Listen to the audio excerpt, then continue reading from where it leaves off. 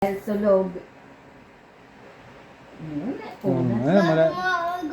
mo mangyari yun, ha? Hindi po, siyempre. Kaya nga, aning ka ni tatay eh. Babantayan ka ni tatay.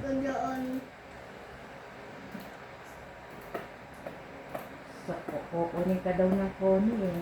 Ayoko nga ng kunin. Hindi nga yun nakatutulog ng tanghali. Wala ding paantok. Kailan? Kaso pag gabi ka nag-work ka, antukin ka naman. Hindi. Kasi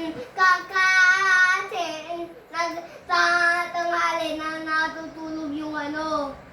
Alin? Alin po? Accenture. Accenture.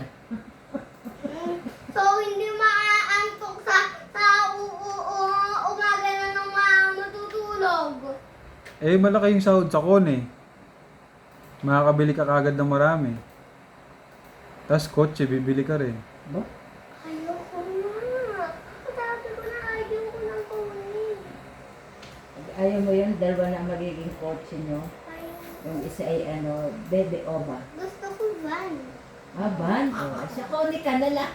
Ayoko nga sa kunin. Sa koni magkakaban ka kaagad. Gusto ko sa Accenture.